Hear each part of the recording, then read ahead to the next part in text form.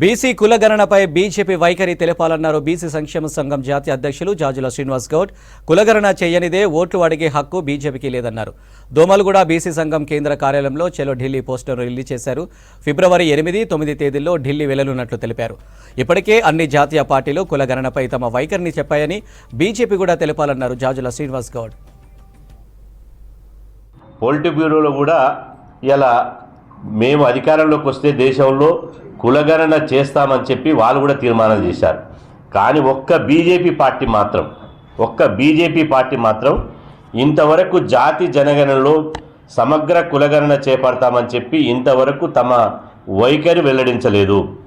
ఈరోజు దేశవ్యాప్తంగా బీసీలు మాకు కులగణన కావాలి, కులగణనే మాకు ముఖ్యము, మా వాటా ఎన్నో మాకు తేలాలని చెప్పి ఓబీసీలు కోరుతుంటే ఇవాళ ఇదేమి పట్టించుకోకుండా ఇవాళ బీజేపీ ప్రభుత్వం దేవుళ్ళ పేరుతో ముందుకొచ్చి దేవుళ్ళ పేరుతో ఓట్లు అడగాలని చూస్తున్నది.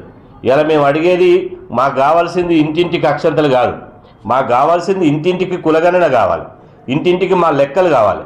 మా లెక్కలు తీయాల్సినటువంటి సామాజిక బాధ్యత కేంద్ర ప్రభుత్వాన్ని మీద ఉంది. అందుకోసమే ఇది చివరి పార్లమెంట్ సమావేశం. ఎన్డీఏ ప్రభుత్వంలో 10 సంవత్సరాలైంది. ఈ బడ్జెట్ సమావేశాలు ఇప్పుడు జరిగేటువంటి బడ్జెట్ సమావేశాలు, పార్లమెంట్ బడ్జెట్ సమావేశాలు ఇది చివరి సమావేశాలు. ఈ చివరి సమావేశాల్లో ఇలా బీసీ కులగణన కోసం ఇలా కేంద్ర ప్రభుత్వం నిర్ణయం తీసుకోవాలి. బీసీలకు చట్టసభల్లో రాజకీయ రిజర్వేషన్ పెట్టాలి, కేంద్రంలో ప్రత్యేక మంత్రిత్వ శాఖ పెట్టాలి. జనాభా దామాషి ప్రకారం బీసీ రిజర్వేషన్లను ఇలా 27% నుంచి 50% పెంచాలనేటువంటి ప్రధాన డిమాండ్లతోటి ఫిబ్రవరి 8వ తేదీన పార్లమెంటును ముట్టడించాలని చెప్పి ఈరోజు నిర్ణయం తీసుకోవడం జరిగింది.